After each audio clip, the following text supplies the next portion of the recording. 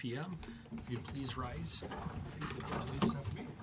I pledge allegiance to the flag of the United States of America and to the republic for which it stands, one nation, under God, indivisible, with liberty and justice for all. Thank you.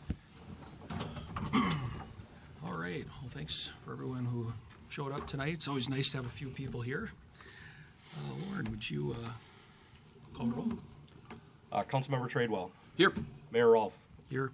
Councilmember West. Present. Councilmember Bray Johnson. Here. Councilmember Wiley. Present. All right. Does anybody have any announcements? Not really an announcement, but an observation. This weekend, the pickleball courts, even though it was sort of chilly, they were packed all day. I mean, people waiting in line. Cars are full in that parking lot over there. I don't know if anybody else saw that, but I think it's great that they're getting used. Mm-hmm. So, just thought you should know that. Yeah, well, good to know. Anyone else? No? I do have a couple announcements. One, there's a black book back there that has everything that we have before us. You can also find our agenda on the city website as well. Unfortunately, I may have to leave tonight before the meeting's done. I have to leave at 8 p.m. I have an obligation I have to get to, but I'm hoping we'll be done way before 8 p.m. So, and last thing, just an announcement for the council. I did attend the St. Francis Council meeting on March 16th, and I shared with them that I appreciated their partnership with us with everything that we've been doing, and I feel that we have a good partnership with them right now. And like I even mentioned at the meeting, that has not always been the case, but I hope that that continues because I think it only benefits everyone. So, all right, setting of the regular agenda. We have one item here, Lauren, to add. There's only one item to add. It is Resolution 2026-057. It's the summary publication for the franchise agreement. That was not on the agenda, but that's part of the ordinance 2026-05 that's on the agenda tonight. The other items were on the agenda already. So We'll make a motion to approve that with that item. Is consent? That's what I was just going to ask you. No, I would just put it on under the franchise agreement, under attorney, Under and just go right after. under the word. 12. Yeah. Yep. Number 12. A. Make it 12B. 57. And then, speaking of pickleball courts, I do want to discuss that.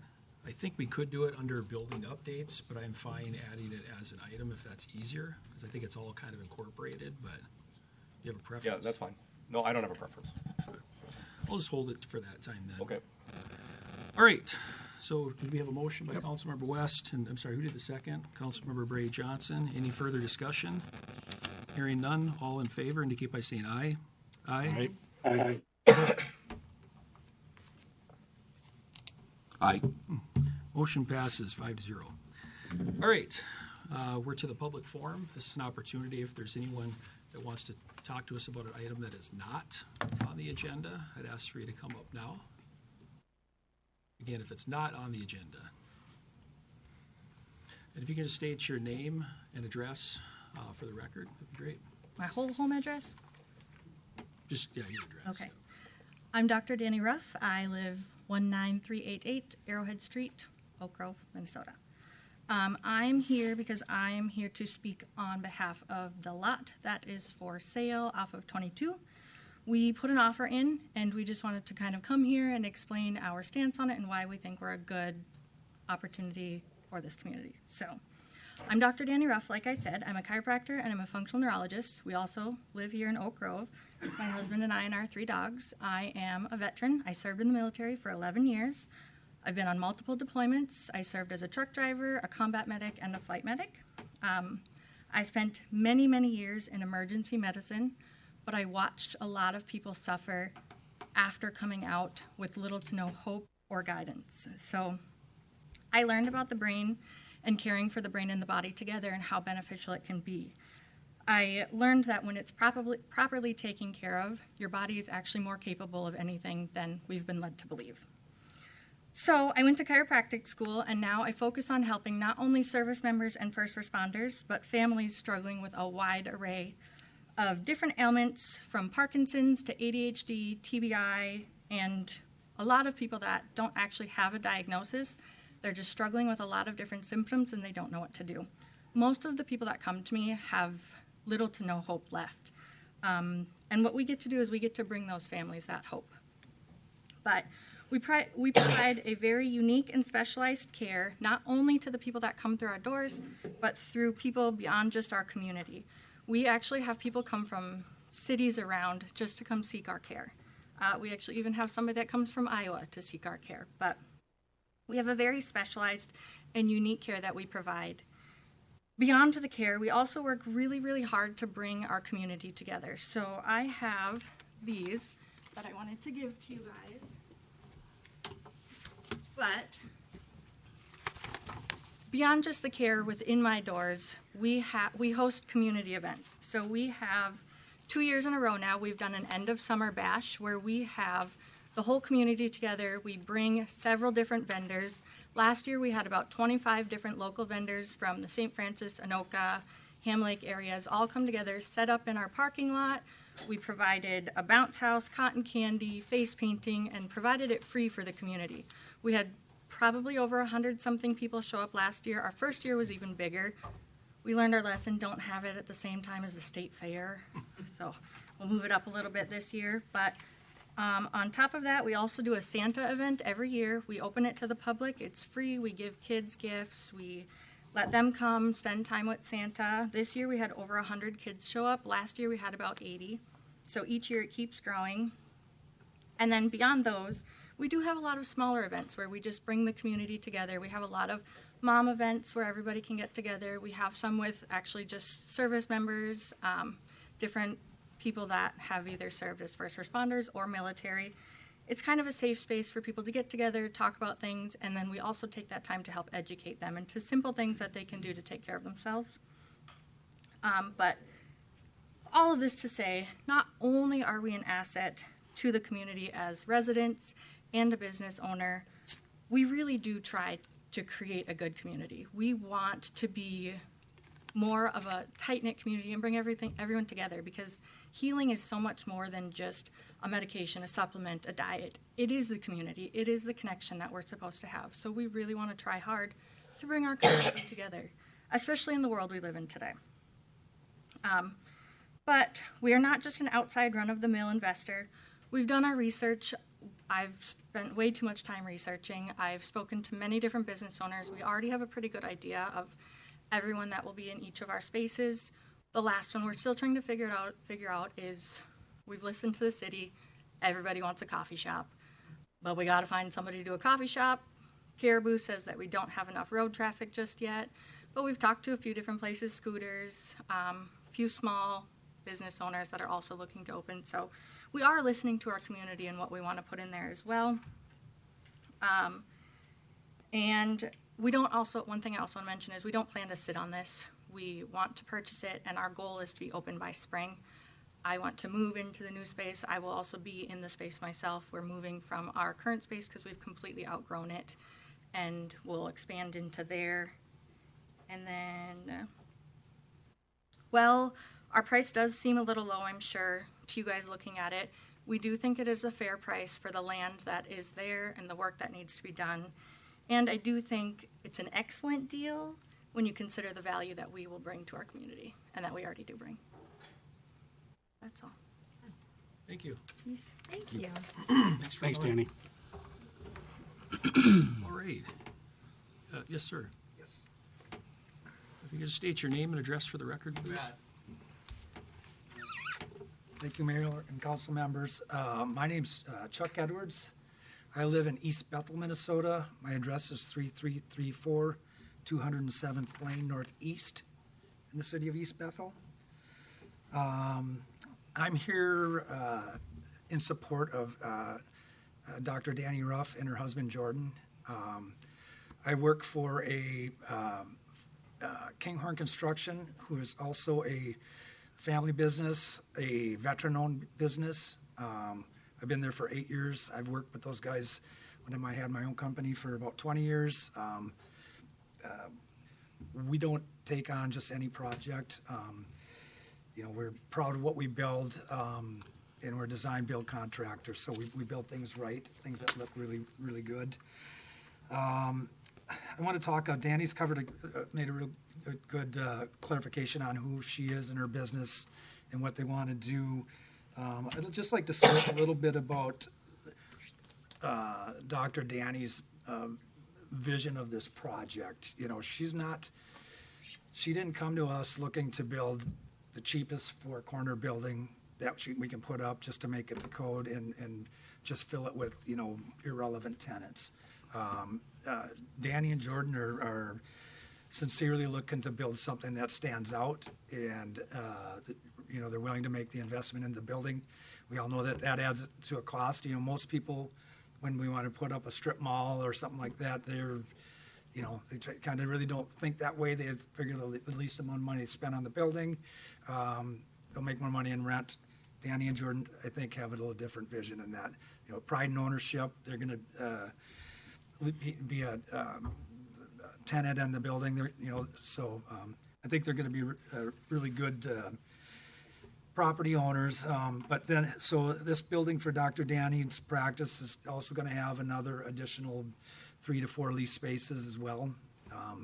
We're talking about looking at, you know, professional tenants, potentially, you know, like a higher-end coffee shop when the time, you know, maybe the numbers for attracting somebody like Caribou or whatever aren't there right now. I don't think we're too far off. You know, I drive down 22 twice a day on my way to Rogers and on my way home, and I've been in East Bethel for 26 years, and I see the changes. It was a tumbleweed town when I got here. Doesn't take long. So, you know, they're not an absentee ownership. They're going to be here. They live here. Community impact. You know, I think it's great to, you know, continued private investment in the city of Oak Grove on Danny and Jordan's part. You know, your support for an established local business. You know, there's future opportunity for additional tenants and services. I'm sure they're going to be quality commercial property owners. You know, they're truly invested in this. They want to do the right thing. Another thing, I just want to double up on what Dr. Danny had mentioned. You know, with her serving 11 years in the military, that says a lot about who she is. Her character, her background in service still shows in the way that she cares for people and how they're approaching this opportunity and project. So I truly appreciate the opportunity for us to introduce ourselves and talk about this property that we've made an offer on Viking Boulevard. Do you guys have any questions for us at all? All right, now. Okay. Thanks, Chuck. Yeah, thank you so much. Yep. Thank you. Yep. All right, anybody else here for the public forum? No? Okay. Thank you for coming.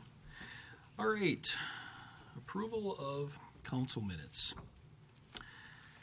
I'm thinking I might do all three, unless somebody has a problem with that, all in one motion. I'll make a motion to approve all 3 of the minutes. All right, motion by Councilmember West. Is there a second? I'll second. Second by Councilmember Bray Johnson. All in favor indicate by saying aye. Aye. Aye. Aye. Motion carries 5-0. Presentations. Scott Baumgartner, our city attorney. Mr. Mayor, members of the council, I'm Scott Baumgartner, proudly serving as the prosecutor for the city of Oak Grove for several years and proud to still be here in front of you. Tonight I'm presenting the Oak Grove criminal disposition statistics for 2025. I believe the council's already received a copy of the packet and the information. Geez, they all come out to see this presentation. I am so impressed. They're all here for that. They're all here Dr. for Danny, you. thank you for your service, by the way. Thank you. So I won't belabor what's in the materials, but as always, I will stand for any questions. As I always do, I want to reiterate our relationship with the Sheriff's Office. Wonderful working relationship with them. they know they can get a hold of me at any time. They all have my cell number. They call 24/7. But that's one of the necessary elements of providing a decent service to the city. They realize it. I realize it. They call with questions. Law is ever changing. Sometimes it's like stump the attorney day, and they'll call with different questions. So it's a learning exercise. They call it practicing law for a reason. Nobody gets this stuff down because you're always learning, you're always practicing, you're always striving to improve. Part of that is the relationship I have with the sheriff's office. We're learning together, we're improving together. As new laws come out, we learn together, we improve together to do the right thing for the city of Oak Grove. Just a couple of statistics that I wanted to bring to the council's attention. Thefts. We continue to see a downward trend in the thefts. Back in 2016, we had 82 noticed thefts. For the last 2 years, it's been in the 30s. So that's a good downward trend. Hopefully that will continue. One concern, unfortunately, is the number of assaults. The last 2 years, we've had 23 assaults in the city of Oak Grove. That's up significantly. 2023, we had 7. I don't know why. I don't know if it's the environment. I don't know if it's the financial burdens that individuals are facing. But we have seen an uptick for the last 2 years, both 23 and 23 for 2024 and 2025. Traffic arrests, with the exception of 2022, last year was the lowest number of traffic arrests we've had in the city of Oak Grove. That's a good thing. Hopefully people are being a little more vigilant driving. Now, I say that, in my next comment, I'm going to start talking about school bus stop arm violations. We've seen an uptick in those. I don't know if it's more drivers on the roadway. Last year we had 6 school bus stop arm violations, which is up a little bit. Just a friendly reminder to the residents and the drivers out there, bus drivers are being much more vigilant in watching for this offense. The buses have cameras, which makes my life a lot easier, and deputies are finding these individuals, and rightfully so. The one thing we don't want to mess with is school children getting on and off a bus. The arm goes out for a reason. We expect that the drivers pay attention and obey that as well.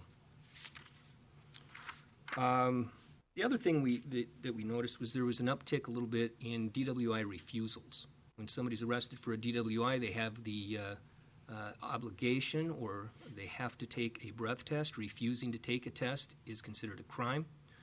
For whatever reason, we had 6 refusals last year. I don't know if it's bad advice from family members or your neighbor or somebody telling you don't take the test. Just so everybody's aware, that's a higher penalty than if you were to just take the test. So we did see an uptick a little bit in the refusals. I know that the council's well aware now that we've legalized marijuana in the state, creating some additional complications and problems for our officers out there, unlike the DWI, where we have a breath test. We have a PBT, or preliminary breath test, for roadside testing that we can easily tell the amount of alcohol in somebody's blood. We don't have a similar type of test for cannabis. So that's still somewhat of a problem. Your deputies do a nice job in testing without that mechanism. They can do standard field sobriety testing, which allows them to determine whether or not somebody's impaired under, whether it's a prescription medication, marijuana, or what have you. So I think maybe the state put the cart before the horse a little bit, because we can't test for it the way we can with alcohol, but the deputies are doing a nice job. And I can say this year, or in 2025, we did not have any controlled substance DWI arrests in the city of Oak Grove. But I fear that's coming, and the deputies are still training for that exercise as well.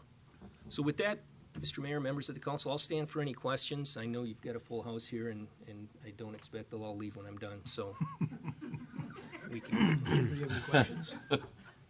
I don't. No, I wish I did. Mike, anything?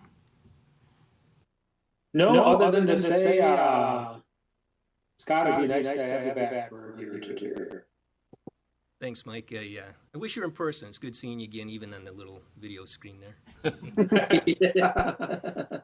I know, I'm looking for person. I don't have any questions, but I'm just glad to see that we're still prosecuting people in this city and county, unlike some others that I won't mention. But Well, I mean, it's, not everybody wants to be told what to do all the time, but when you're driving around drunk, fighting with people, stealing stuff, I think most people in here would agree we want to have those people prosecuted. So well, you know, it's silly, but it's true. If people were just good people and kind to each other, I'd be unemployed, but I'd be okay with that. It's just, I think we've forgotten how to be nice to each other. And sometimes that lends itself to other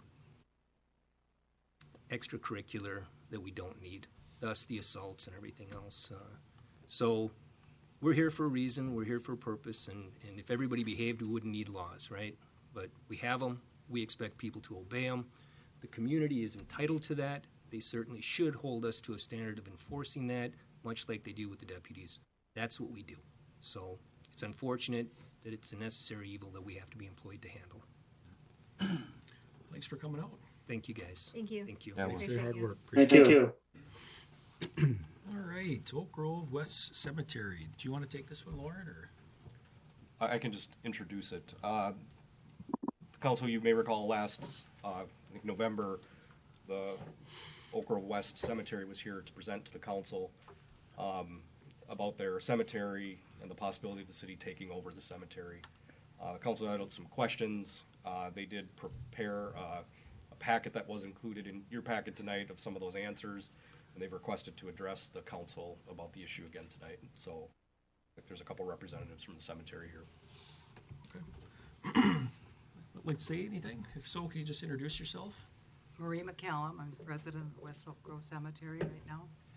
Thank you for taking an interest in us and allowing us to be at this meeting. And with me, I have our attorney, Michael Sharkey, who spoke at the November meeting as well. Okay. I don't think we need to start from scratch. I think we all sat through the first presentation. I know you provided some information based off some of our questions. Does anybody have anything in particular, questions to ask, or? I'm concerned with, as you state multiple times, what happens if another entity doesn't take over the cemetery? What does that look like as far as expense to the city? That's my concern, is what does that look like? What happens to it? Does it just get overgrown and nobody touches it? At some point, someone would have to do something about that. So that's my concern. Mr. West, again, Michael Sharkey, counsel on behalf of West Oak Grove Cemetery Association. It's a great point, and there's actually, we have a case study in this exact situation here in the state of Minnesota. It's Soldiers and Pioneers Cemetery, which is on Lake Street in Minnesota. That cemetery, this is going back to the 80s, actually, and into the 90s. That cemetery had fallen into disrepair. It was a different situation as to why it did. It had ran out of room, frankly, okay, which is not at all the situation with West Oak Grove. We have how many open spaces yet? I want to say 1,200. I think it's at least that, yeah. Yeah. But anyway, not at all for the same situation, but what did happen was that cemetery did fall into disrepair. The city decided it didn't want to have anything to do with it. And it became a case study in 80 acres of vice. Prostitution. It was a perfect place to sell drugs and to engage in prostitution. This is going to sound strange, but it would not be the first cemetery in which vice occurs. There's certain aspects of how a cemetery is laid out that allow for that kind of behavior if they are not monitored. That is, of course, the biggest concern for the city, along with the community reaction, whatever it might be, somebody's going to end up getting the phone calls. Why is the grass 12 inches long on my grandparents' grave? That's going to eventually happen. When I was thinking about my elevator speech for you guys, and I hope that answers your question, Mr. West, and I'd be happy to flesh it out further if you'd like. No, it does. It does. Thank you, sir. When I was thinking about my elevator speech, just to put a point on it, when we came here last November, we were coming and asking for help. We are now here today in March begging. We're not threatening, we're begging. There have been a change of events. Life gets in the way of life. I mean, we're in the cemetery business, right? So life gets in the way of life sometimes. And what we have experienced since November is our leadership, and I don't want to get into anybody's personal health situation, but Ms. McCallum has accelerated health problems that we just didn't see coming. We have other board members who have also said, yeah, things are not going good for me. And the average age, I don't know, did we do an actual, like, what's the average age of the board? I don't think we did an actual, but I can tell you that our oldest trustee is 90. I myself am 84. I think we have our youngest is what? 71. Well, Rita, yeah. Well, that was a self-own. Thank you, Rita. So, so we're between 90 and 71 are our bookends. And again, not to talk about anybody's particular health situation, but things have changed since then. So, again, begging, we are here now to say, look, the time frame that we were looking at has condensed and collapsed, and that's all we're here to explain. I think that our Ms. McCollum's letter to you. Oh, I was wrong. There are 2,445 grave sites still available. I believe we have, well, There's a total. and then there's the, yeah, well, we'll stick with the 2,400 grave sites still available. I think we calculated that out to at the current rates that you are charging. It was 1.2 million, I think, in inventory. It went to 1.956. Oh, 1,956,000 in potential inventory at using today's sales, and that does not account, of course, for opening and closing costs. So you have you have your forward going revenue, which would be the opening and closing costs, which are at the time of need, which you can charge what you like for, and then you have, of course, the pre-need sales or at-need sales, which, again, at today's is just shy of $2 million of potential revenue for the city. So I know you use subcontractors for the open and close, correct? Yes. Yes, sir. So who manages the day-to-day as far as sales and maintenance and those things? The board? Now, Is it the board or is it It's the board and the officers, and right now, the majority of the actual paperwork is falling on me. And then our treasurer and my husband, Mike, is our sexton. and how much time would you say a week do you spend managing? It's really hard to say because in the wintertime, it's next to nothing. But once it hits to be April, then I think I had something in our presentation here. It was like 370 hours a year, you thought, which is about a day a week, give or take. Yeah, and it comes in spurts. Mm-hmm. And I've spent a lot of time just working on updating and creating records that somebody could easily take over. So that has changed. You know, back in the earlier days, they didn't keep records. And that also has shifted the man hours that Ms. McCollum and others are putting in, because we're trying to get this teed up so that it is we want to put it in a package for you guys. So, I mean, obviously there's always going to be a learning curve. While the board members are not capable of continuing their leadership, that doesn't mean that they would not be available to help with a transition, and they've Right. committed that. to me that they would be willing to help with transition training in. The Minnesota Association of Cemeteries, to which West Oak Grove Cemetery belongs and who I serve as counsel for too, we have a day-long cemetery management training seminar that we put on every year. We'll be up in Giants Ridge this year if the city wanted to send anybody. And we do have cities attend because, of course, Minnesota does have city-owned and run cemeteries. And there is also, there's a very recent positive case study, and that's the city of Eden Prairie. Eden Prairie, there's an Eden Prairie Cemetery, and the city of Eden Prairie took over that cemetery due not to a lack of funds, but because there was nobody left willing and able to manage it. I know this because I represented Eden Prairie Cemetery in the situation, and that has gone off, and you're free to call the mayor of Eden Prairie and ask how that turned out. I think you'll find that the answer is, yeah, it was pretty seamless. They put it together for us. It wasn't a cemetery in disarray. So what internal tools are you using to manage?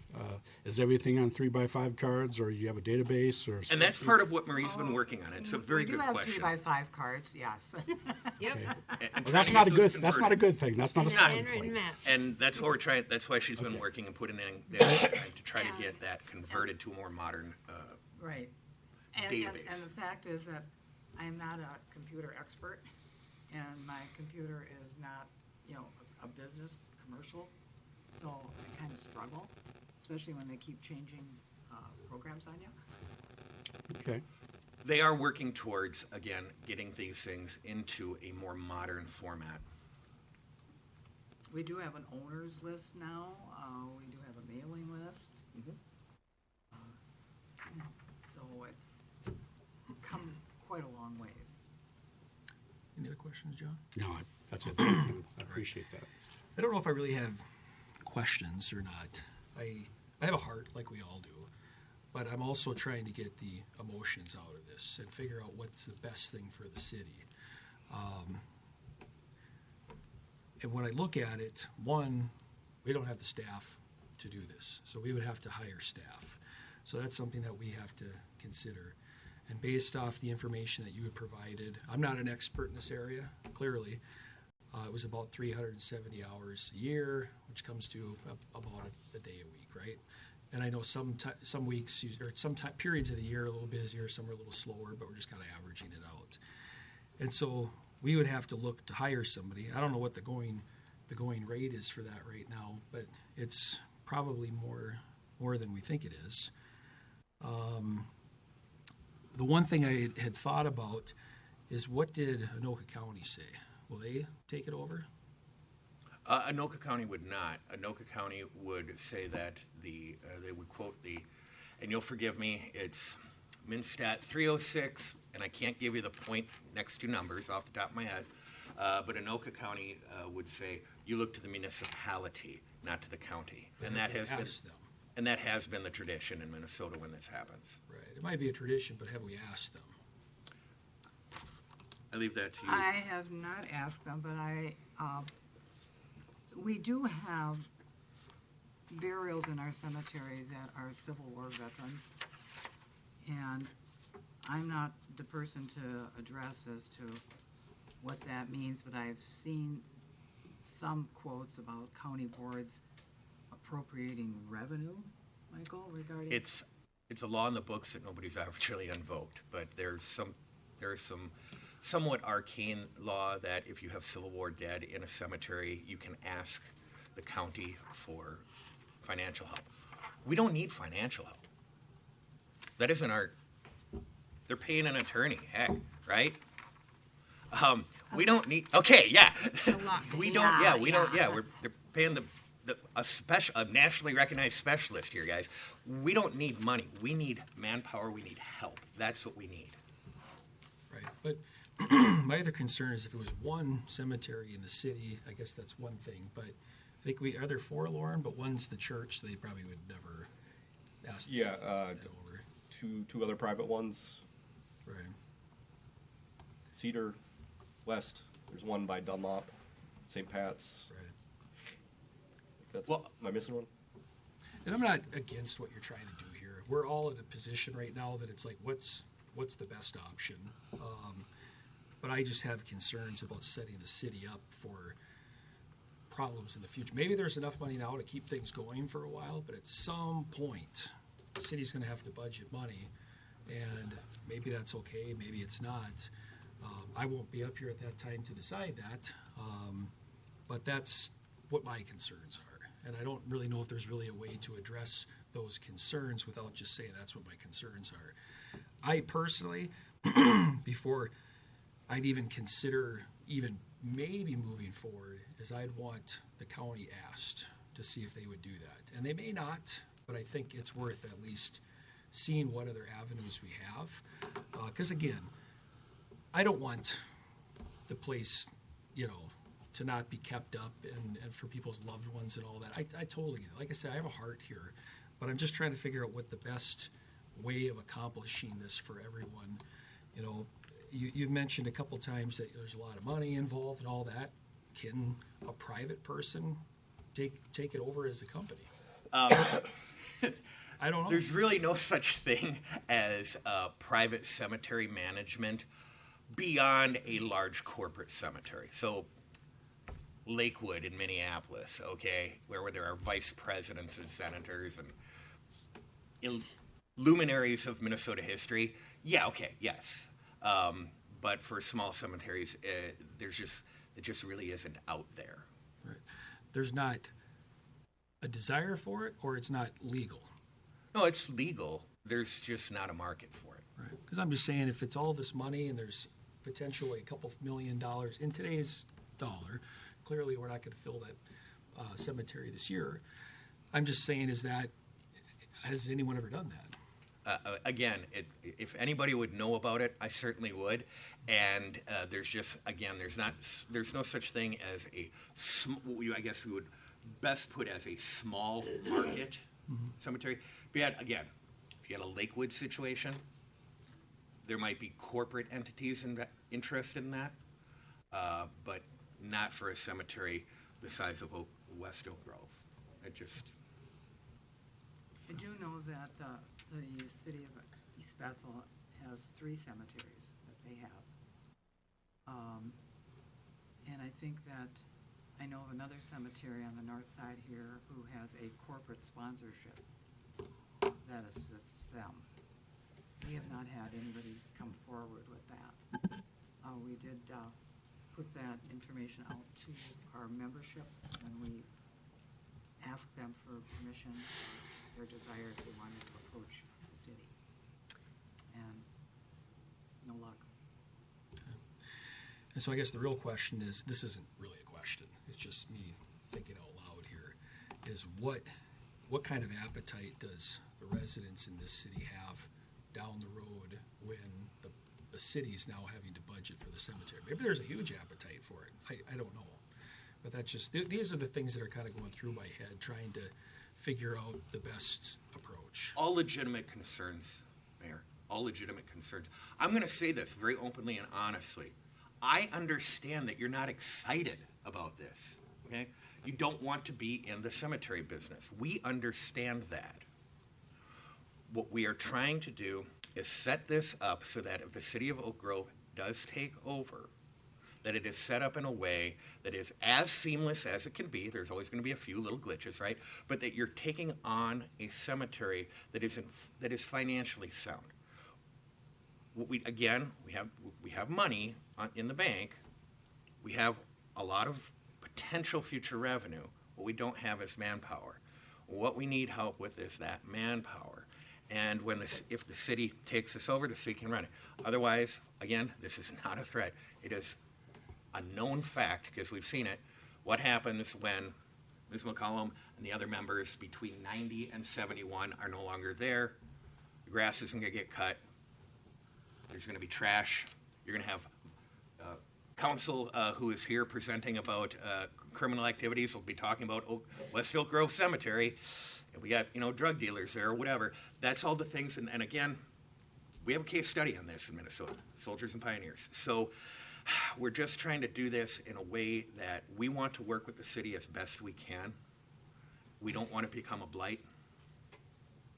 And I'm sure that city workers and the city council don't want, whatever the time frame is here, to be getting the angry phone calls. How come the grass is so long? How come there's garbage laying on my grandmother's grave? And you throw your hands up and say, well, what are we supposed to do about it?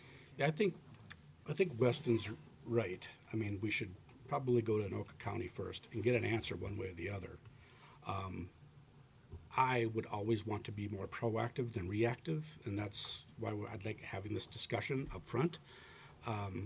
But I think there's probably more discussion to figure out exactly what things would look like. So for me, it would be Anoka County first, and then possibly a work session to talk about it. But We will absolutely be approaching Anoka County, and we will, of course, be reporting back to you as soon as we have an answer from them.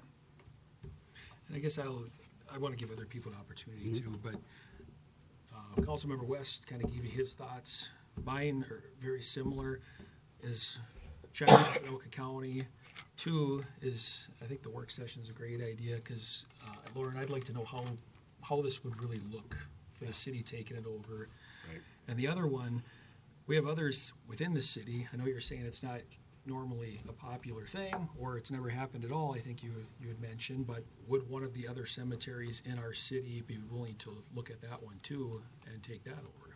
We are willing to make all of those inquiries. I think I can already guess what they're going to be. But if, as a matter of due diligence and to show that we are coming here, everything on the table, we can do that. So I don't mind having a homework list. That's fine. So I'm not a yes, I'm not a no. Those are just the three things that I would like to get checked off for me to move forward. But one of you guys want to, Paul, Angie? Either or. I'll let Angie finish it, or Mike, but no, I agree with a lot you guys are saying. The only thing I can't figure out is, unfortunately, 8 hours, our staff is over right now. You can't really go hire a full-time person to offset it. You'd have to find somebody part-time. So in my head, I'm just like you said, take the emotional piece out of it from a financial standpoint. How do we do it and do it economically and all that? And that's the kind of stuff we could discuss in a work session and stuff like that. So I think the suggestion is exactly where to go. Try Anoka County. I still think, even though we know what the answer is going to be, when somebody comes to us and says, did you check the other cemeteries? It'd be nice to be able to say yes. Did you talk to Anoka County? Yes. Did you do? So we had a choice. We had a choice to make, that either we let it go to ruins or we do something about it. So, but at least our decision then is based upon our actions and the homework that we did. So I like everything that was put on the table. So. Anything to add, Angie? Yeah, so one thing is, you were talking about a private investment. And when was the cemetery started? What year? It was incorporated in 1901. Okay, so 1901 to current numbers. Yeah. 2,400 sites are available. So about half of the sites are available from day one. I wouldn't invest in something like that has a very small growth to go put in millions of dollars. As a business, as an entrepreneur, I wouldn't do that. And I think that's why maybe cemeteries aren't a big business as far as privately owned. But I will speak for, I've been involved in that cemetery since about 2000. And I have walked the entire cemetery multiple times. My mother loves to go water everyone's flowers. I've seen the people that are there, and I know the people that are buried there, and they're not people that are all coming from elsewhere. These are people that have their roots here in our city. And so for our city, I'm for this because I've seen the financials, I've seen the time it takes on the daily when we're not preparing to turn it over to someone. I'm for the city taking it over. I think that financially there's money there that would be transferred so that the city could afford it. And of course, maybe 20, 30, 50 years down the road, we may need to budget for it. But right now, to protect the city and the cemetery, and to support the community, I think it's a great idea for us to take it over. Whenever we had the meeting last year about voting if we would even potentially turn it over to the city, or even what was a vote to start the conversation, the amount of people that were involved that had an opinion one way or another, that have family members buried there, those people have their roots here in Oak Grove. And I do think it's somewhat a responsibility of us to protect the cemetery that's in our city. Now, just because there's 3 other ones, well, St. Pat's we don't need to worry about. The other 2, from what I know, they wouldn't be willing to take it over, just because I know that they're small volunteer cemeteries as well.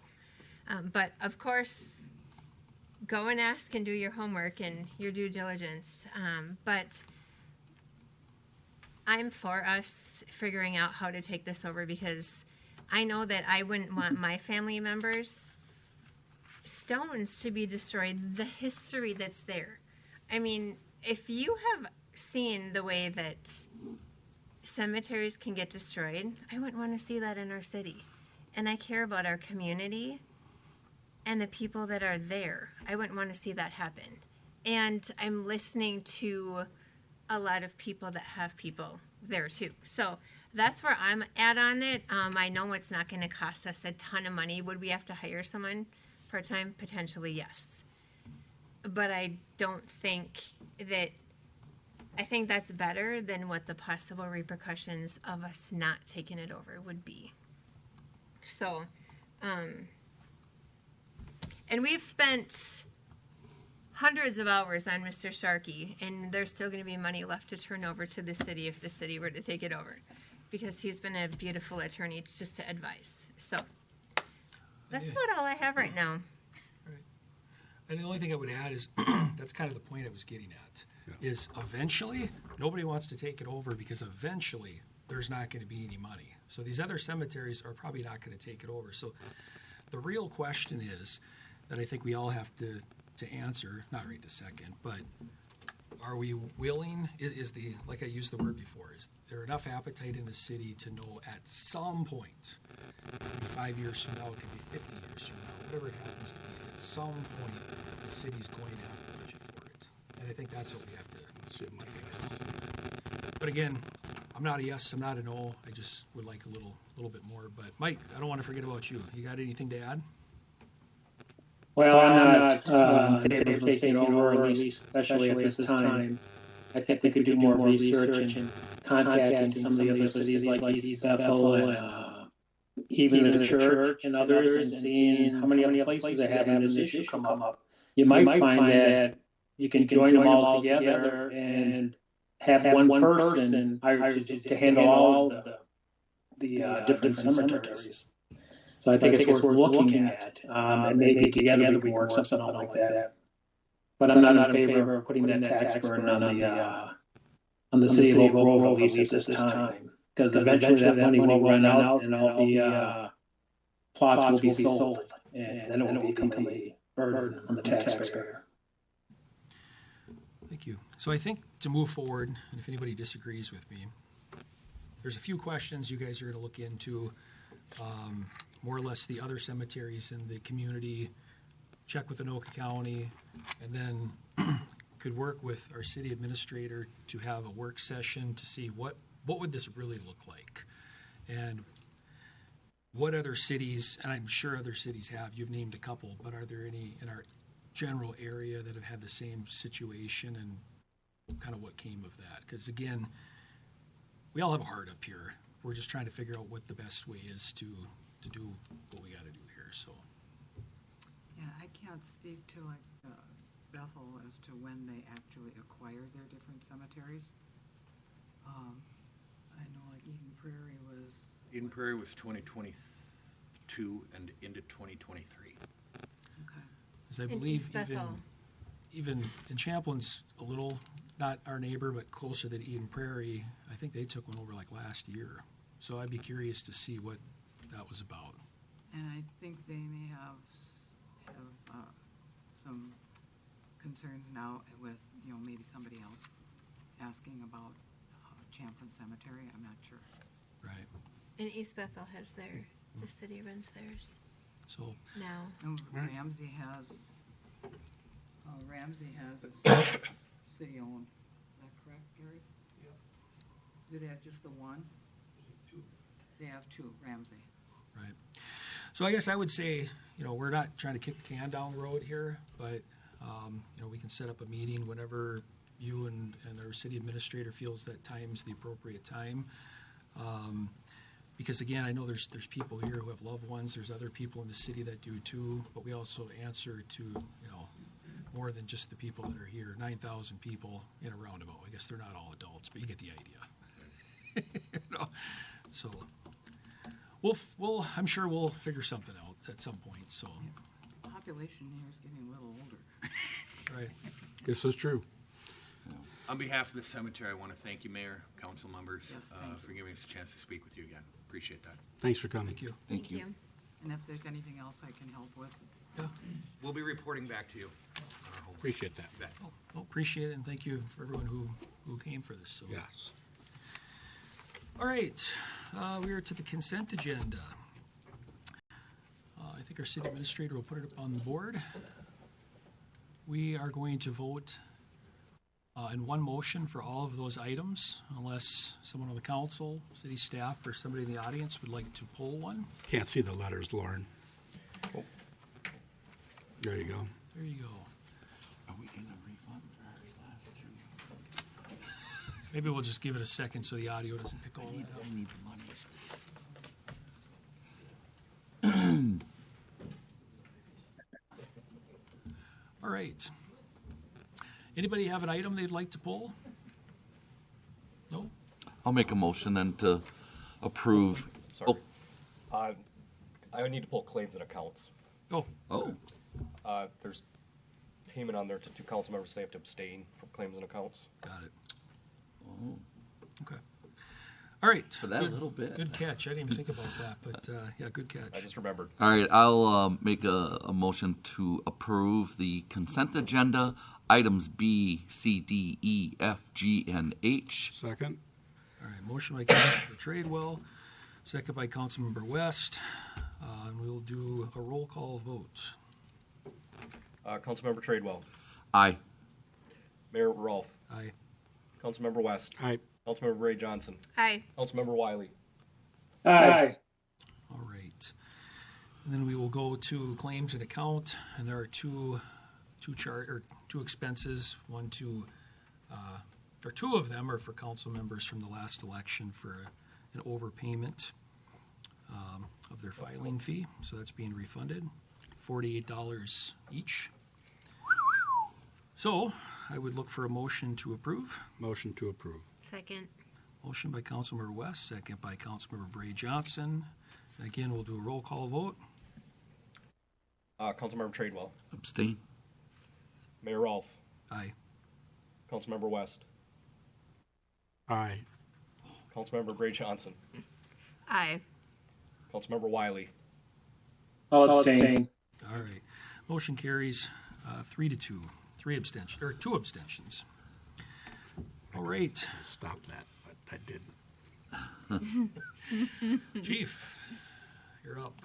Chief Engler, give us an update. Good evening, Mayor and Council. Hello. Start out with the February road report. We had 2 structure fires, 20 medical incidents, 3 were heart, 1 was a stroke, and 3 difficulty breathing. Let's see, we had 3 public service, 5 carbon monoxide or smoke detectors, and 2 special incidents. Left us with 35 calls for the month. That's 81 for total for the year.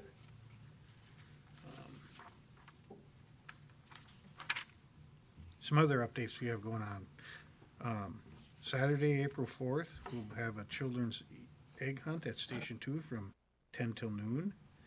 Saturday the 4th, we'll have a community heart safe training. That'll be at Station 2 also from 1 to 2. Thursday, April 30th, at St. Pat's, we'll have another heart safe training. That's from 10 till 11:30 and 6 till 7:30 p.m. Saturday, May 16th, we'll have truck days at Early Childhood and Family Center from 9:30 till noon. In May, we'll have, we do fire prevention, and those days and times will be determined. We typically go there 3-4 days, get every preschooler through the truck and give them some fire prevention tricks. Right, Yes. cool. All right. One more item is coming to you for the budgets for the Explorers and the Heart Safe. For this year, we're looking for $3,500 for the Heart Safe. That's down $1,000 from the $3,600 last year. And for Explorers, we're looking for $4,700. That's down from $6,500 last year. Just before we get to those two, Chief, does anybody have any questions about the monthly report? You getting any use out of the geyser squeezer? Yes, we've used that a few times. They actually have to go in for service. And success? Yes, we've had a few Nice. since we've purchased them. The geyser squeezer, if you want to explain what that is to people if they're... Thank you. Oh, Lucas, but I was going to say, Everybody might isn't not- it called Lucas? Everybody might not know The what that is. Lucas machine. Yeah, That's what I was hoping it was, the thing that goes on you. It's I can never remember Lucas machine, but I can remember the probably other. shouldn't refer Squeezer to it as a geyser. geyser squeezer. It does chest compressions during a heart event for us. Automatically. Automatic. So you put it on the patient and it just goes. Yeah, it works very well. And we paid $33K for that or I something? think we got them both for $26,000. We found them used, Oh, okay, yeah, good, so nice. it was a nice addition. I'm glad that we're using them and they're having success, so thanks for the opportunity. Yeah, it's great that we have them. One of our neighbors is alive because of a Lucas. Oh, nice. you don't get credit anymore, Chief. Nope, don't need it. Nice jacket, by the way. Thank you.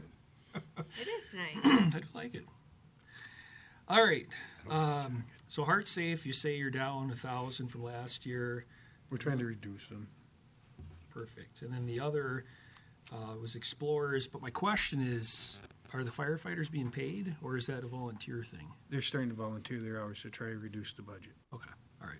Because I saw wage in one, but not in the other. So I just didn't know if maybe it was missed by accident or what. But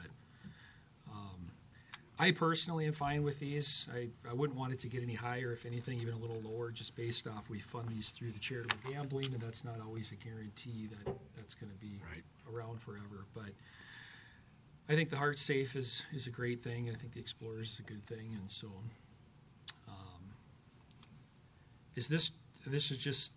is there like a resolution for the budget, or this is just the? No, we just wanted to Chief's present office it to you. At some point, we'll bring transfers from the charitable gambling fund for these programs.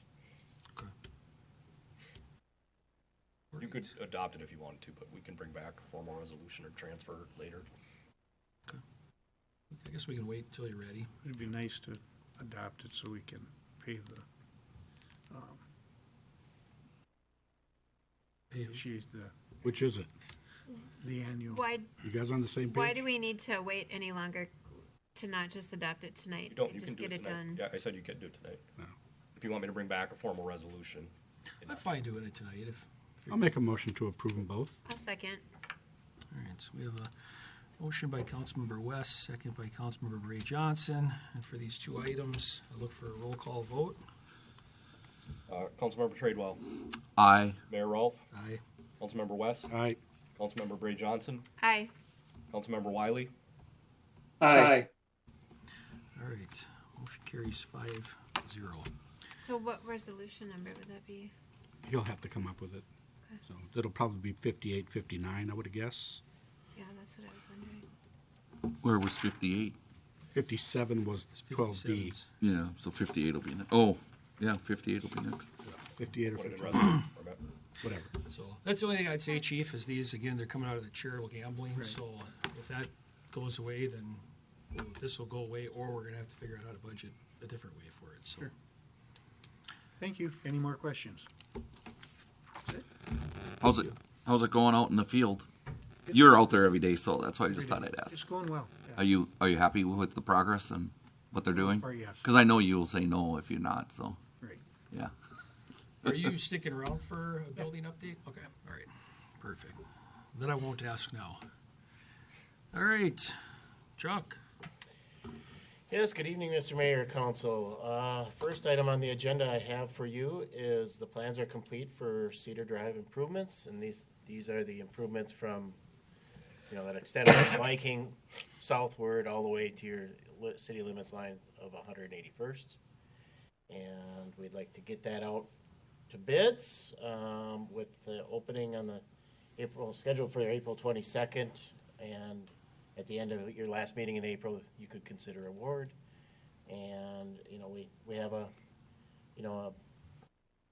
basically a larger window, so that can be completed, through, up until the end of, August. And, it's a good project, kind of schedule filler for a lot of different contractors, so. And that's above and beyond, that's budget dollars from MSA, right? Correct. These are all funded through the state aid program. So it has nothing to do with our budget that we use on our roads in Oak Grove. Correct. Yeah. Okay.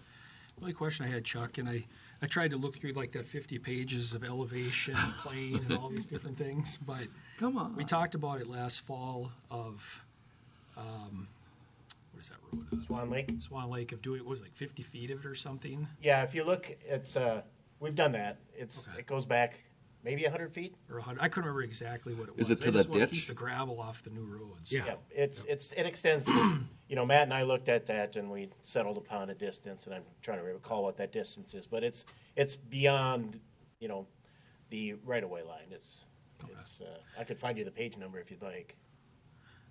I guess I'd take your word for it, but The one thing I should note is, unfortunately, when we were compiling all the sheets,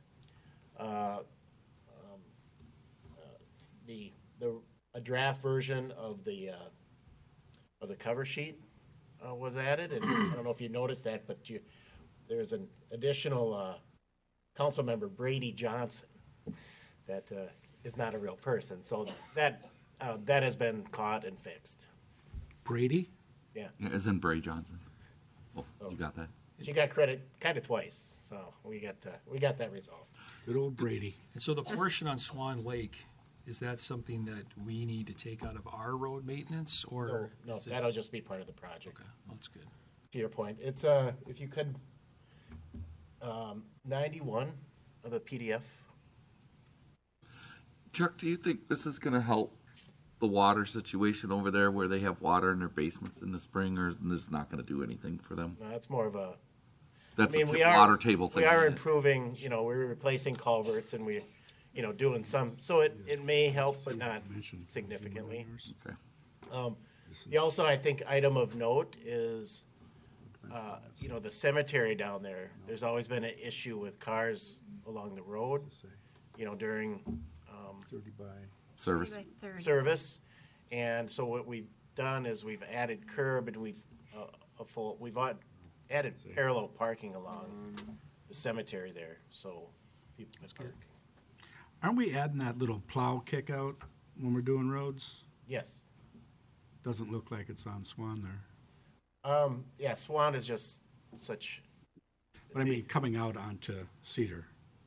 When Yeah, they do I can see if Matt wants that, but there isn't that amount of traffic that I think on this road that it potentially is warranted. But it's a good point, and I'll ask specifically. I thought it ask was a him if he standard wants that we were using. Consistency, yeah, 52. And what is that length, Chuck? I can't tell on It this. says 30 by 30 over here, but I don't think that's in reference to the length of this. Well, This is 30 feet, so you'd think, it's Yeah, probably 90 feet. yeah, I believe it's about 100 feet long, because if you look at, the 30-foot radiuses, and then we extend on Yeah. about double that. Long enough, it's gonna keep all the gravel. Yeah, off yeah, for sure. Okay. All right, I'd look for a motion to approve. So moved. Oh, sorry. I'll second it. Motion by Councilmember Tradewell, second by Councilmember West, and we'll again do a roll call vote. Lauren? Councilmember Tradewell. Aye. Mayor Ralph. Aye. Councilmember West. Aye. Councilmember Bray Johnson. Aye. Councilmember Wiley. Aye. Motion passes 5-0. Item B. Just another thing I'd like to mention on this project is down at 181st there, similar to like Raven and 221st, there are some trees ideally on private property we would like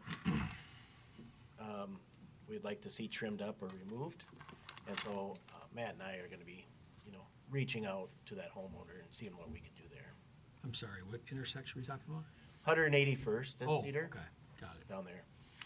So when you say reaching out and seeing what we can do, what does that mean? Well, Hey, Mr. Landowner, we want to take your tree. yeah, we've marked with the right of way so that we know where your or the right of way, private property and public property, are delineated. And then we just meet out there and explain,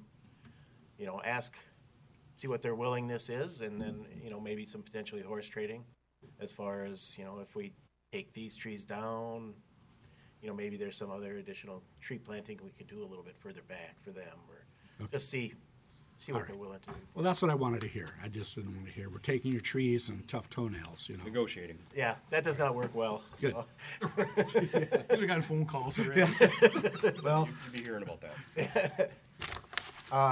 Couple other items. We've requested a schedule and the contractor for the 2026 street improvement project. It's still working with the contractor on the schedule there. Once we know what their schedule is, we'll communicate that on the website, as well as send out postcards to adjacent landowner or residents, so they know that what's coming and the anticipated schedule there, and then who to call if questions do arise. And then the council requested that we meet with the county regarding the intersection up at 221st and 9, and as well as some of the off-street and trail improvements in that vicinity. And I do have a meeting scheduled with the county highway engineer and assistant engineer this Thursday. So more to come on that. how's it going with the bridge? Yeah, I didn't get over there today, but I was there last week, and they're pounding away with the shoring. So I don't know.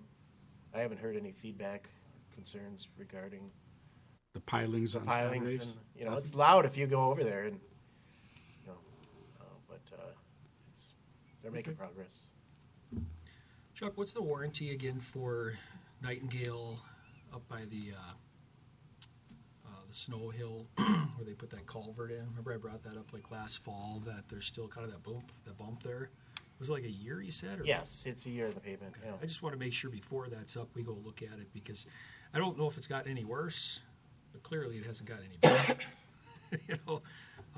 I don't know if it was a different company, but the one that did the one on Round Lake, north of 221st, I mean, you hardly even feel that thing going over. They did a really nice job. This one, I think they could have done a little better see. on Yeah. the east portion of Nightingale, but Yeah, it's just something to keep an eye on.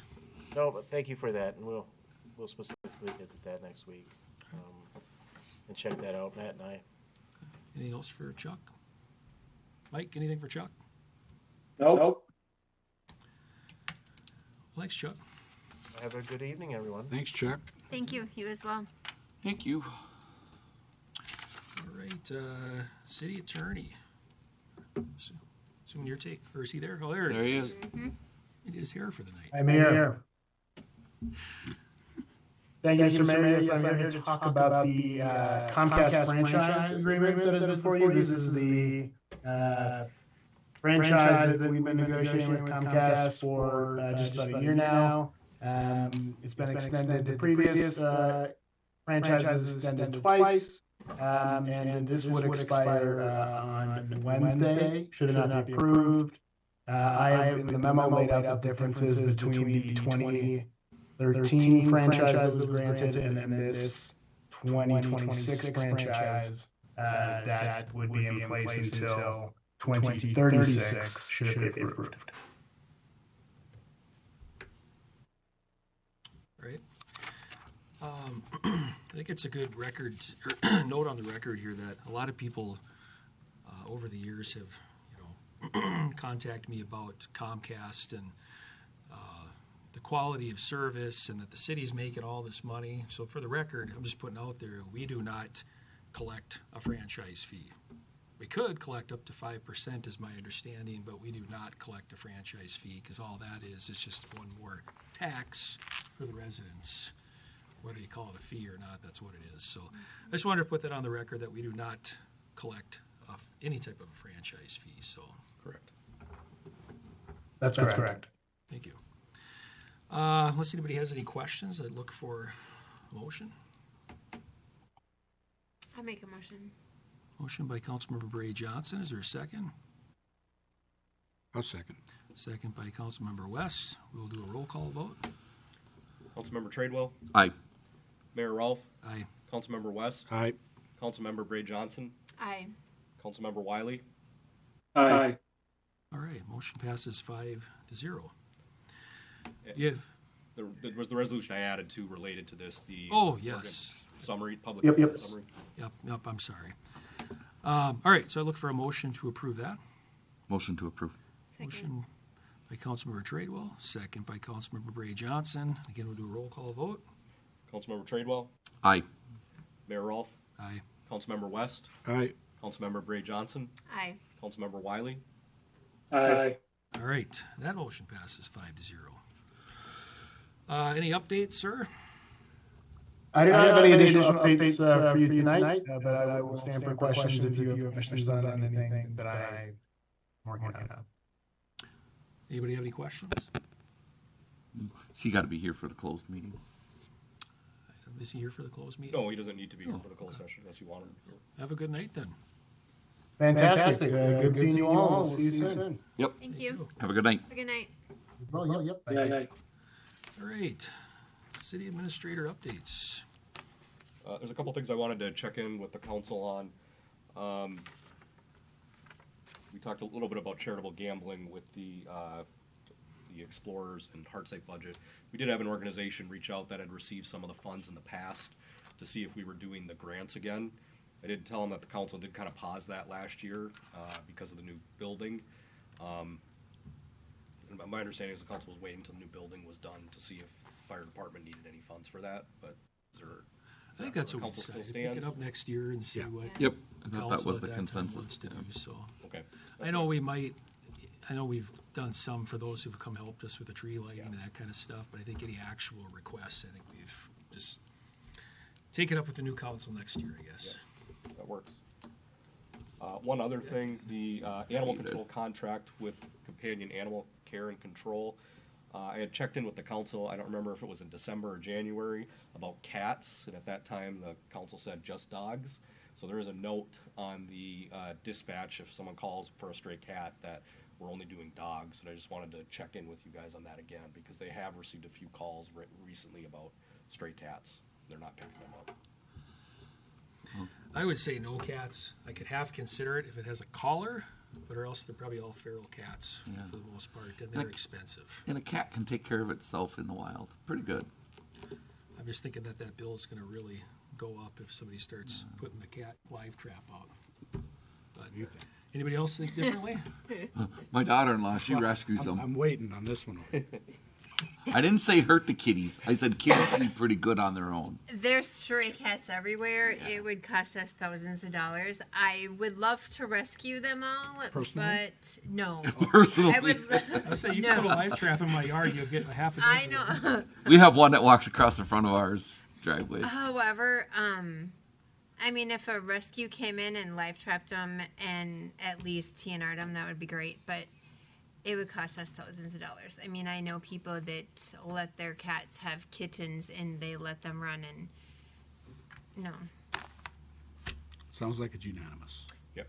As much as you guys thought I would go the other way. Yeah, I did. Well, I was I would waiting. love for them to be rescued. Yeah.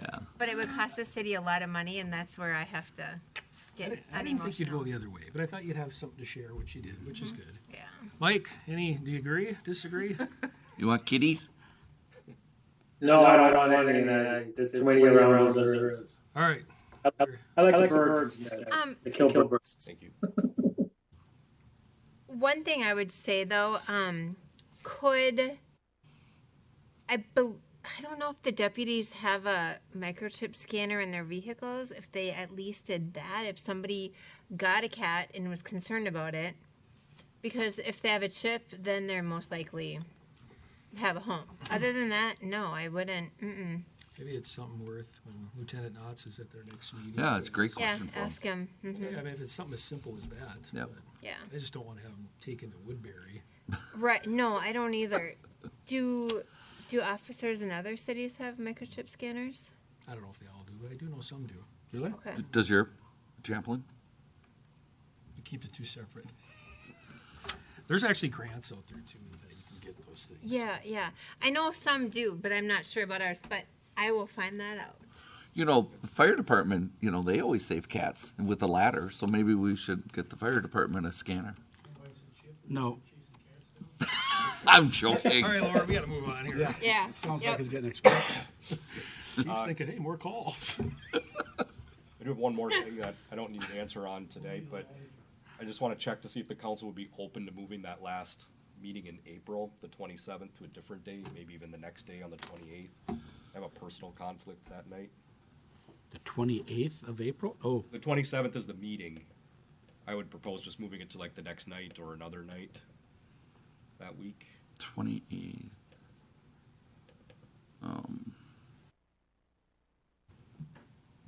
I'm good. I can work around it anytime that week. So 28th works up for to me. you guys. I can make the 28th work. The 29th and 30th would be not ideal. Okay. John, John? yeah. I'm out of town. can you remote in? Probably. You're going to be here, right, Mike? Weston? Mike? I'll be here. You'll be there I can or probably here? remote. Well, I'll be there. If you I'll be want at to the meeting. 28th is fine. Otherwise, I made my trip, so I'd be there I for know. Monday. Yeah, I know. Oh, Mike will sure, be you're here. traveling. Yeah, after There are a couple this. things scheduled that night, so I will check in with them too to make sure it works for them as well. That was the night of the audit presentation, and I had moved Drum River to that night, so I think I'm sure it will work for I'm you. sure it will, but I'll check. So potentially the 28th. Yep, I'll confirm that with everyone this week. Okay. Worst That's case, all I I'll show have up under on my Monday. Didn't you have that resolution? Where was that again? No, we approved it. No, the Secretary of State. Oh, yeah, I'm sorry. Oh. Right. Pull it up.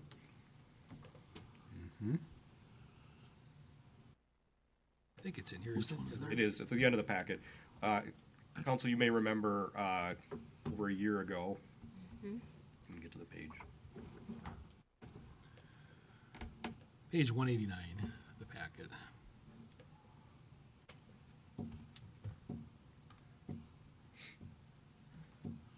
Oh.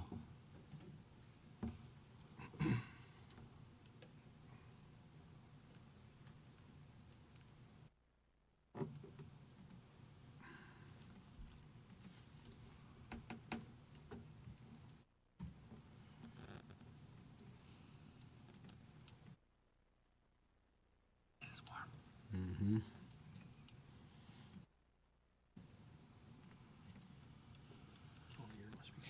So this resolution 2025-032 was approved by the council last, looks like February 24th, 2025.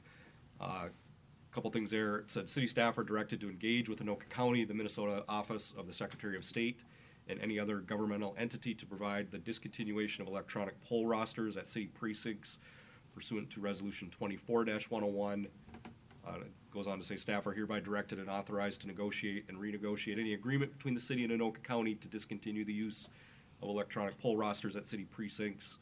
And then 3, staff are hereby authorized to take all actions reasonably necessary to accomplish the goals of the resolution, including but not limited to providing notice pursuant to Minnesota statutes, section 201.225. So I'm just letting the council know that we will act on this resolution now, and we will provide notice to the Secretary of State for the discontinuation of those. Okay. Anybody have any questions? Nope. Nope. All right. Well, then we are to Mayor Council requests and updates. I had asked Lauren to put just an update on the new City Hall and Fire Department. I know Councilmember West and Tradewell are probably up to speed of where things are at, but I figured it would be good for the three of us to have an update of, Yep. we had a schedule behind, it may only take 2 minutes, but just kind of an open dialogue of how things are going. Certainly think that's appropriate. So I'm thinking, that being the case, one of you or Lauren can take it from here, since the three of you are more aware of where we're at. We'll see what Lauren's pulling up here. I was gonna give you a project update, schedule, budget, and then, show you some photos, is what I'll do here, so let me just get these loaded. Yeah, budget's a good one. Yeah, for some reason I'd associated it with your browser. How's it doing that?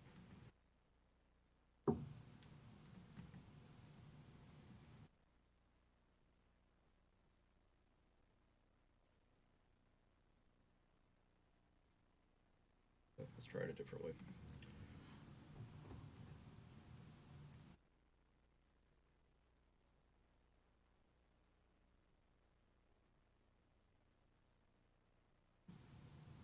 Good gravy, man.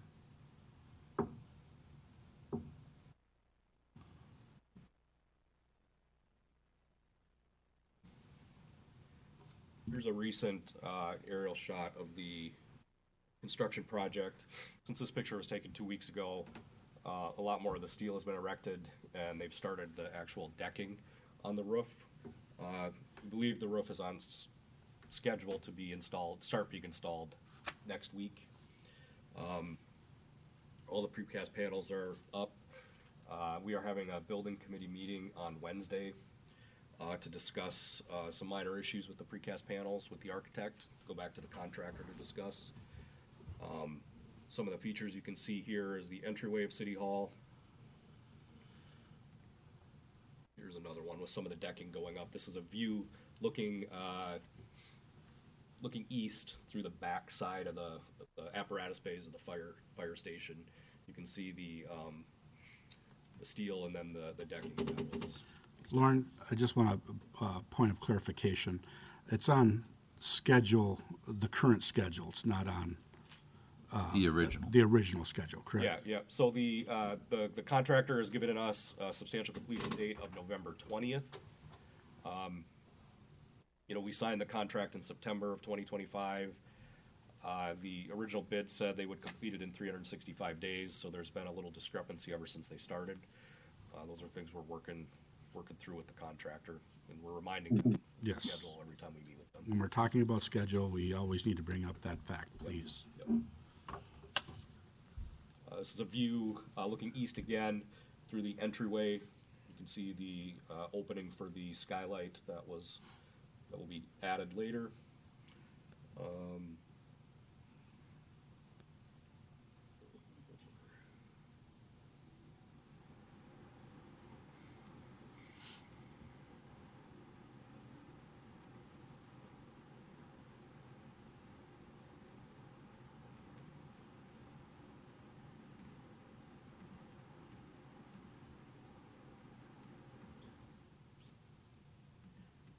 There is one illustration that the architect did provide us of the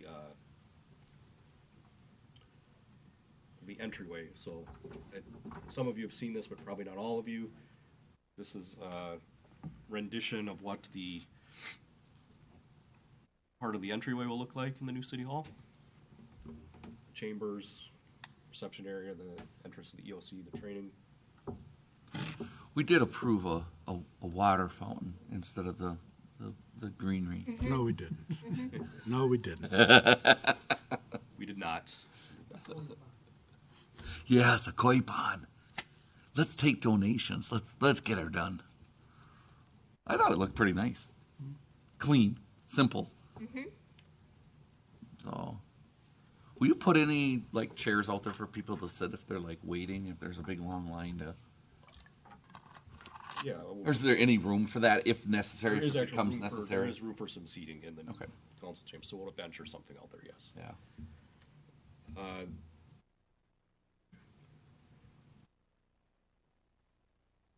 In terms of budget, still on budget. if you remember right, the original amount of our bond was $14 million.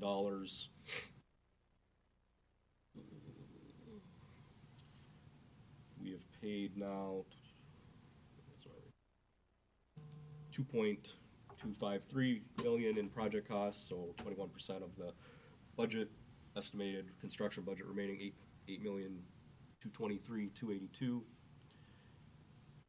Is that 281, Lauren? Is that interest? That is the interest that we have earned, and that will continue to decline now that we are making larger payments because of the amount of work that's been done. Pretty nice. But yep, the city has earned some good chunk of interest on the project so far. And thanks for doing this. John had asked, and obviously I concurred that he had this going in the background. It's like we'd like to see this every meeting we have, so now we look at this We're every single meeting. Tracking it, we update it a couple times a month as payments are made.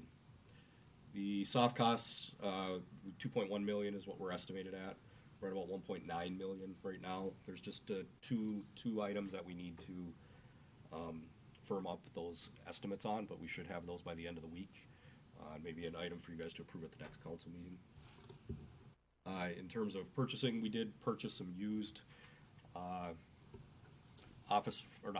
used training tables and nesting chairs for the EOC. We got a really good deal, a really nice product from a used office furniture store, and we'll probably purchase some more stuff from them too. We're getting quotes. What's over there? Yeah, they're in the senior center right now. The fire department is already using them. Oh, cool. I'll have to look at those on the way home.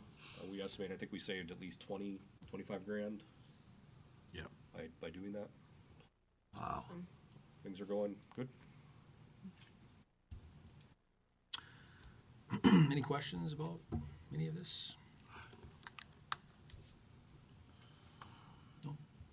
Change orders, I mean, that came up at the last meeting. I mean, to date, I think we've had 5 change orders. Only 2 of those have resulted in actual fee increases, so 124,178 to date in change orders that have been approved by the council for the project. Almost $11 million construction project.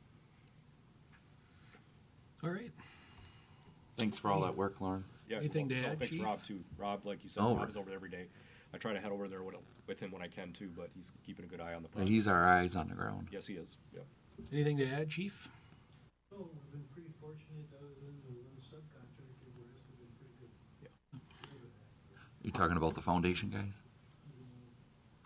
Same with you. Oh, okay.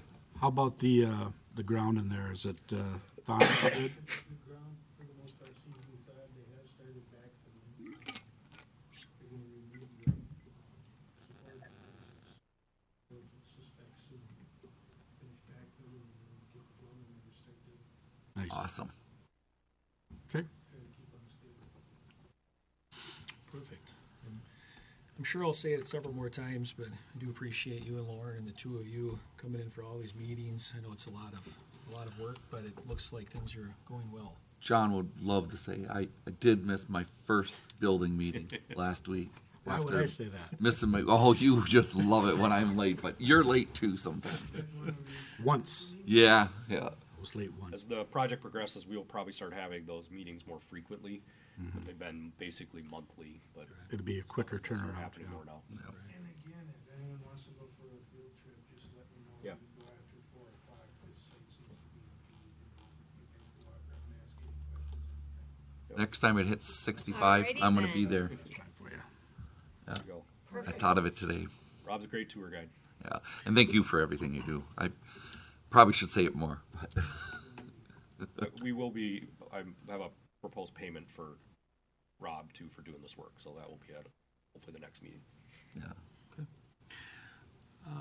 Mayor, council, I think I'm going to go first, only because I have one item, and it kind of is involving this kind of.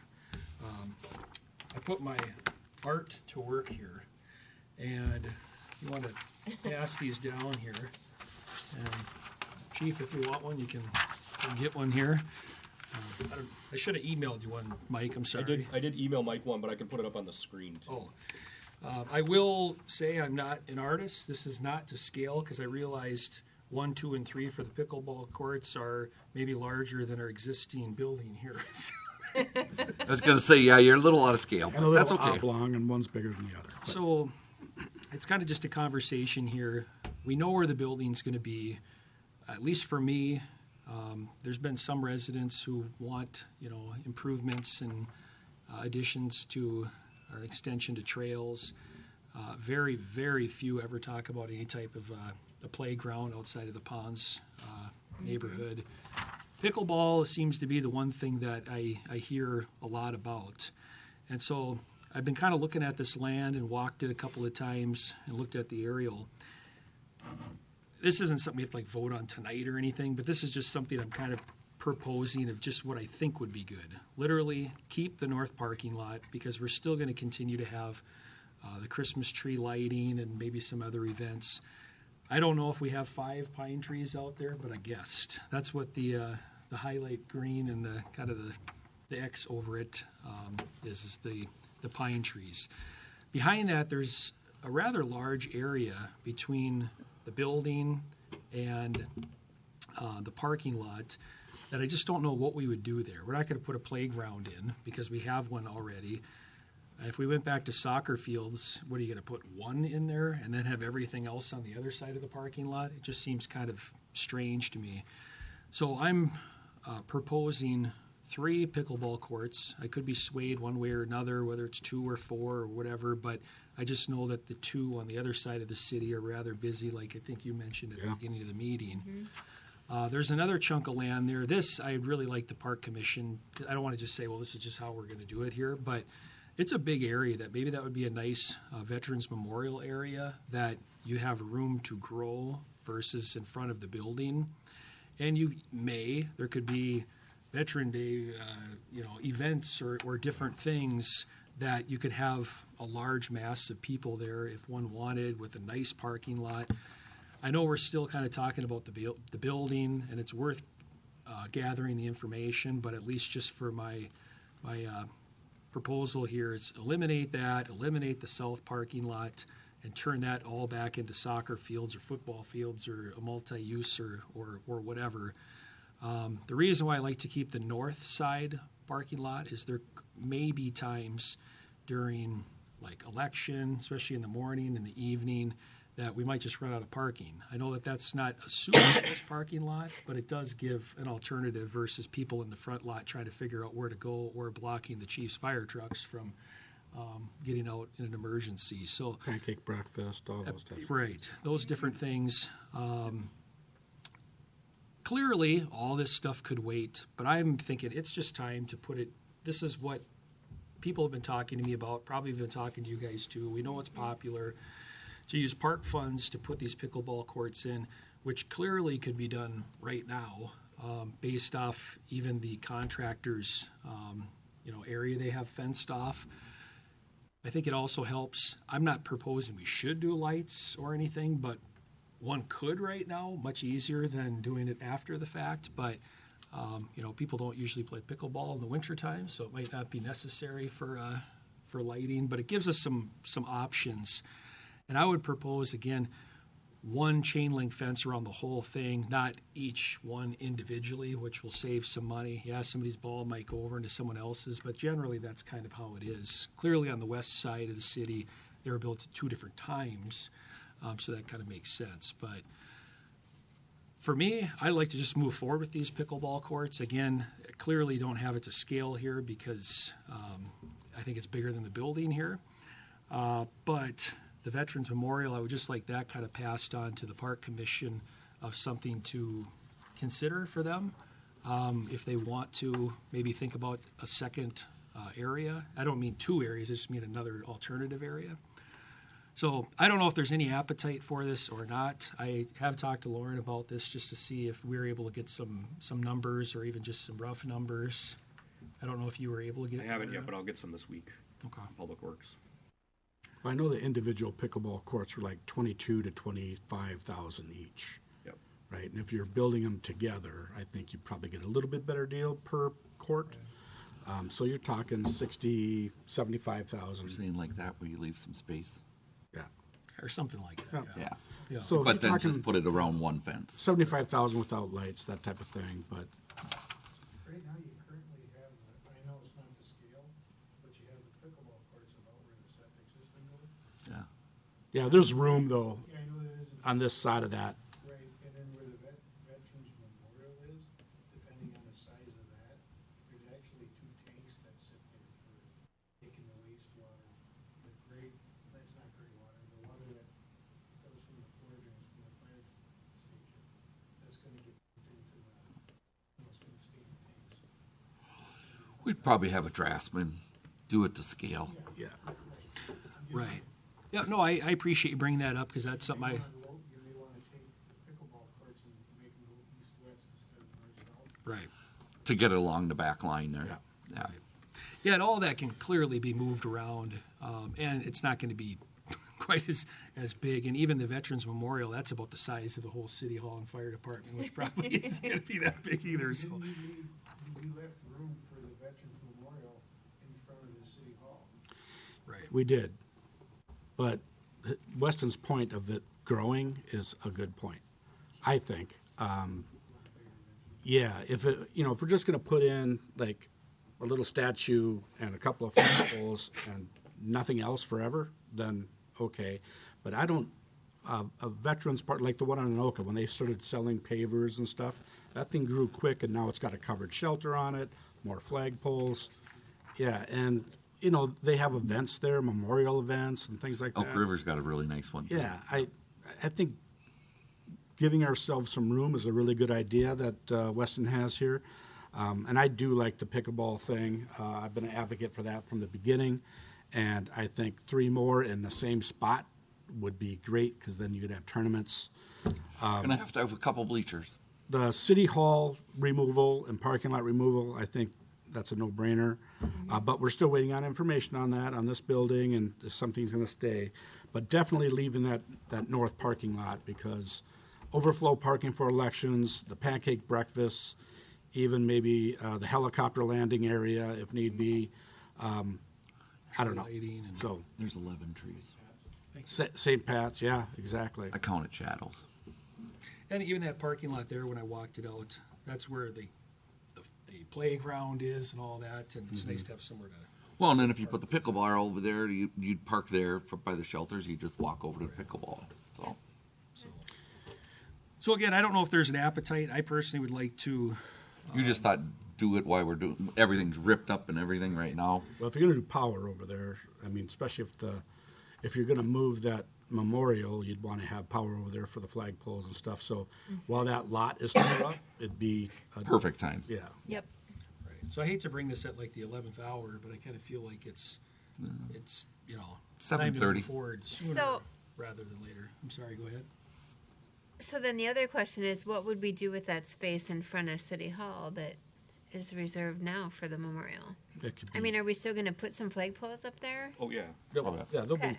Yeah, this spot for the veterans was to the right of the flags. Okay, Yeah, so it would just be grass okay, if all it's right, not gonna go there. that's fair. Yeah. Yeah, yeah.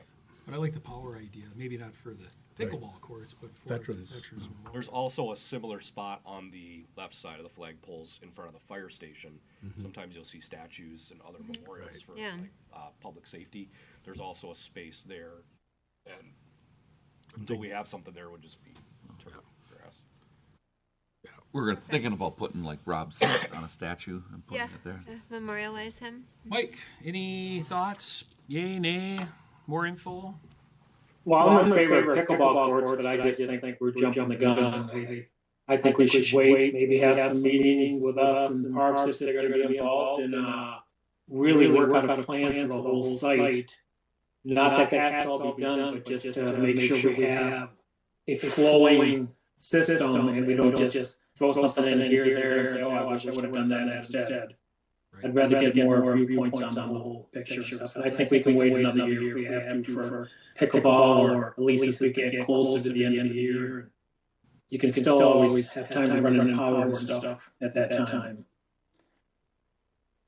By the way, this thing's been freezing up a lot for the last 20 minutes. Like right now, none of you are living. It could be your connection. Could. I didn't say it was.